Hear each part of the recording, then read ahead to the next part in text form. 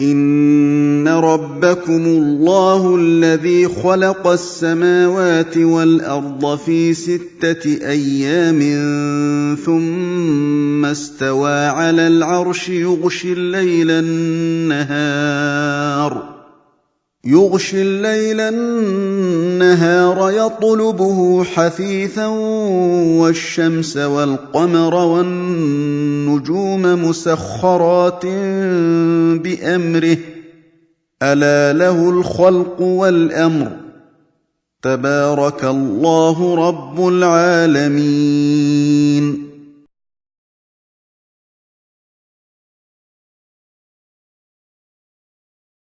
الحمد لله رب العالمين والصلاة والسلام على سيد الرسل وخاتم النبيين وعلى آله وصحبه أجمعين ومن تبعهم بإحسان إلى يوم الدين. وبعد، أعوذ بالله من الشيطان الرجيم. بسم الله الرحمن الرحيم.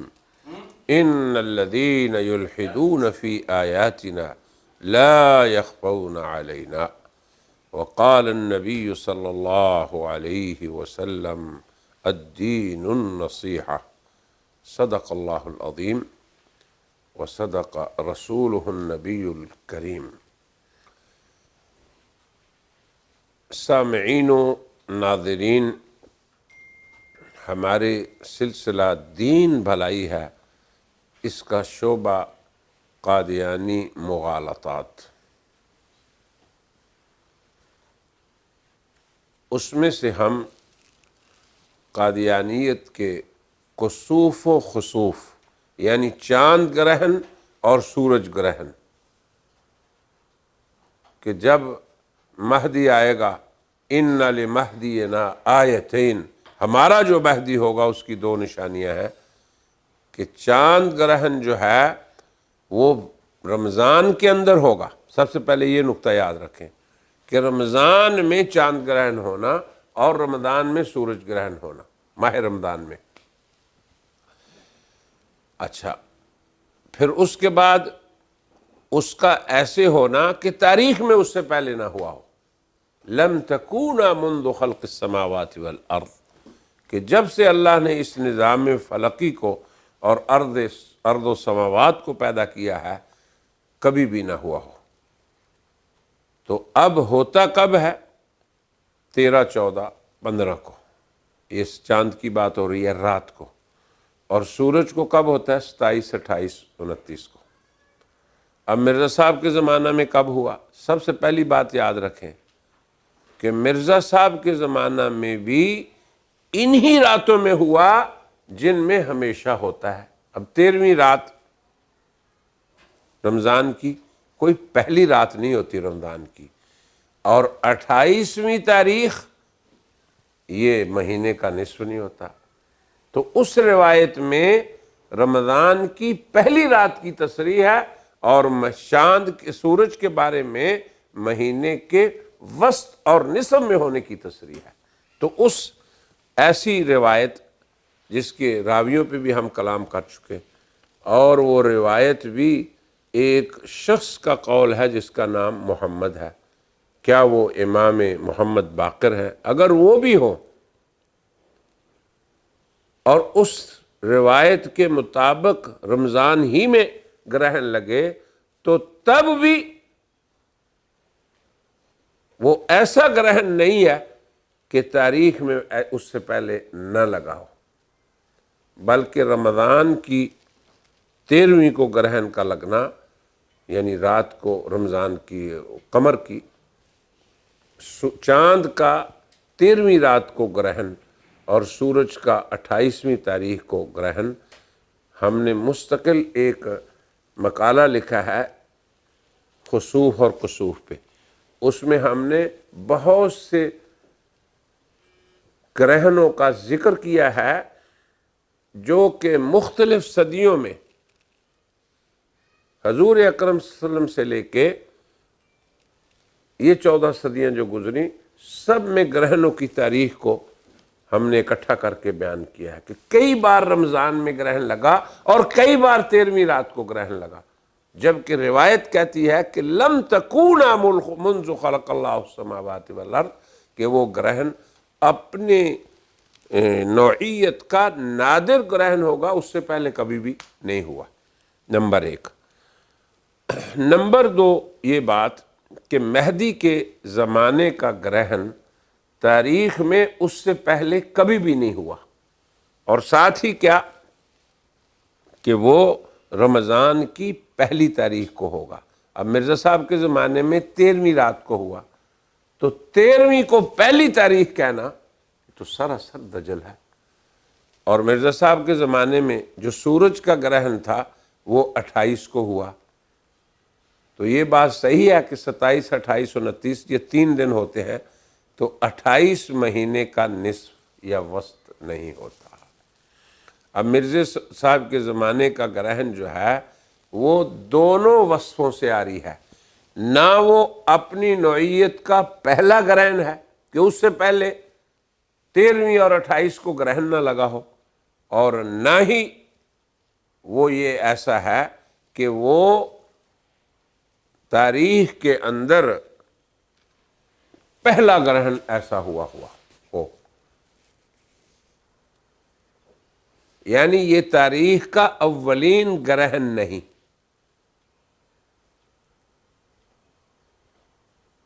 لہذا قادیانیت کے لیے اس قول سے استدلال کسی بھی اعتبار سے درست نہیں۔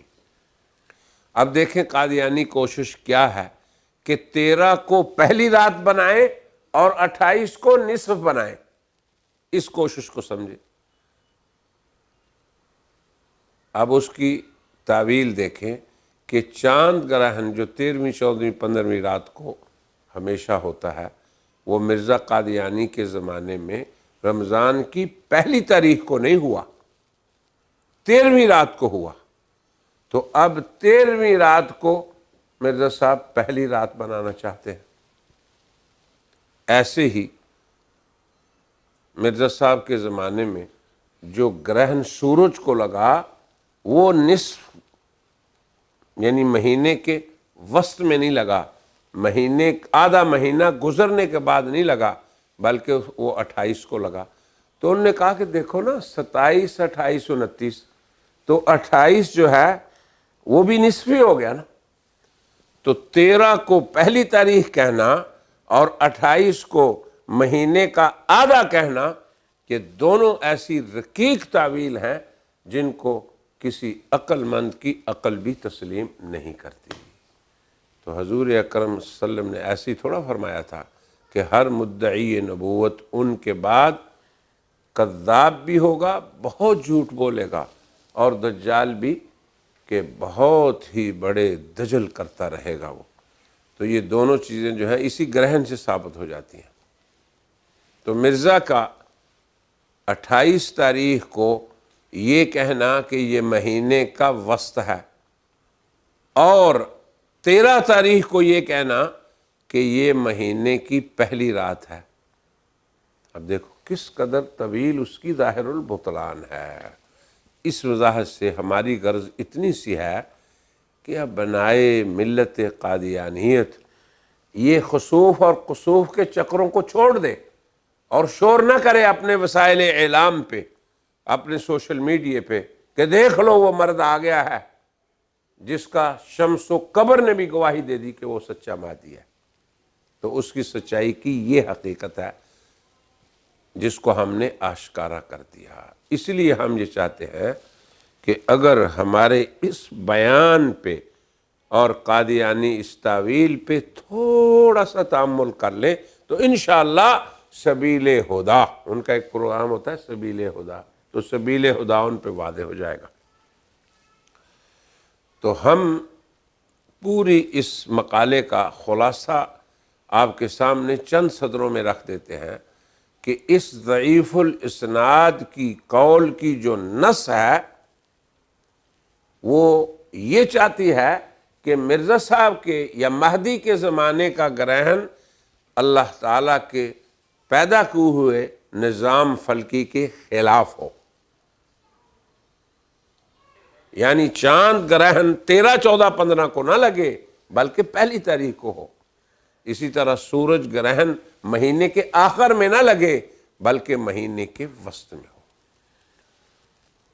تو اللہ تعالیٰ نے جب سے آسمان و زمین کو پیدا کیا اور اپنے اس نظام کو، تو کبھی بھی مہینے کے شروع میں پہلی رات میں سورج کا گرہن نہیں ہوا، چاند کا گرہن نہیں ہوا، اور مہینے کے وسط میں سورج کو گرہن نہیں لگا۔ تو یہ نظام فلکی میں تبدیلی یہ ان کے ہاں مہدی کی علامت تھی جو نہیں ہوئی، لہذا مرزا صاحب مہدی حق نہیں۔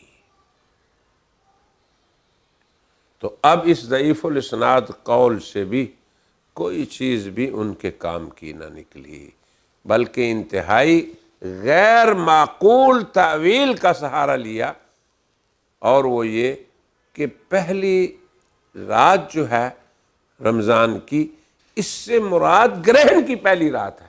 دیکھو اس قول کے اندر تو رمضان کی پہلی رات یہ نص صریح کے ساتھ وارد ہے، اور ایسے ہی یہ جو کہا کہ نصف رمضان میں ہوگا، یعنی اس مہینے کے نصف میں، تو دیکھیں نا جی 27، 28 اور 29، یہ 2 تاریخوں کا 28 نصف بنا۔ اب دیکھو کس قدر نامعقول بات ہے کہ یہ تو آپ کہہ سکتے ہیں کہ 27، 28 اور 29، 28 وسط ہے، 27 پہلے ہے اور 29 آخر میں ہے، تو وسط کسی شے کا یہ نصف ہرگز نہیں ہوتا۔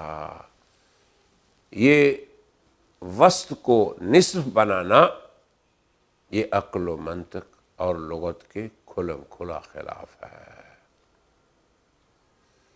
مگر قادیانی بڑے فخر سے اس کو بیان کرتے ہیں، لوگو جو مرد آنے کو تھا وہ تو آ چکا، یہ راز تم کو شمس و قمر بھی دکھا چکا۔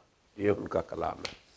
لہٰذا ہماری مخلصانہ دعوت ہے ابنائے ملت قادیانیت کو کہ وہ راہ راست کو اختیار کریں، اور ہمارے اس تفصیلی بیان کے بعد اب آپ کو یہ وہم ہرگز نہیں رہنا چاہیے کہ مرزا صاحب جو ہیں غلام احمد وہ مہدی ہیں۔ پھر یہ بھی دیکھیں آسان سی بات ہے، مہدی کا مکہ میں ظہور ہوگا، لوگ اس کی بیعت کریں گے۔ اب قادیان میں پیدا ہونے والا جس نے مکہ مکرمہ دیکھا ہی نہیں پوری عمر، دمشق بھی نہیں دیکھا، حالانکہ مہدی دمشق میں بھی ہوں گے، پھر ان کا نام نبی پاک صلی اللہ علیہ وسلم کے نام سے ملتا ہوگا، ان کے والد کا نام حضور کے نام سے ملتا ہوگا۔ تو اب یہ ساری چیزیں ایک طرف، اور پھر یہ خسوف و کسوف بھی صراحتاً جٹلا رہے ہیں کہ یہ شخص ہرگز مہدی نہیں۔ پھر مہدی کے زمانے میں جو اس دنیا کے اندر امن کے حالات ہوں گے، اقتصادی طور پہ دنیا میں جو رخا ہوگی، جو لوگوں کو سہولیات ملیں گی، امن کے اعتبار سے خوف نہیں ہوگا، اور لوگوں کے اقتصادی حالات بھی بہت اچھے ہوں گے، تو ایسا شخص جس کے دعوے کے بعد نہ دنیا کے حالات بدلے بلکہ الٹی بین الاقوامی جنگیں شروع ہوئیں مرزا صاحب کے دعوی نبوت اور مہدیت کے بعد، اور جو دنیا میں بے برکتی عام ہے، تو یقیناً ایسا شخص اپنے دعوی مہدویت میں جھوٹا ہے، اور یہی حق ہے جسے ہم نے مدلل طور پہ بیان کر دیا۔ اس لیے ہماری گزارش یہ ہے کہ حق ہی اس لائق ہے کہ اس کی اتباع کی جائے۔ تو یہ حلقہ بھی آج ہم اسی پہ ختم کرتے ہیں اور کہتے ہیں وآخر دعوانا ان الحمد للہ رب العالمین۔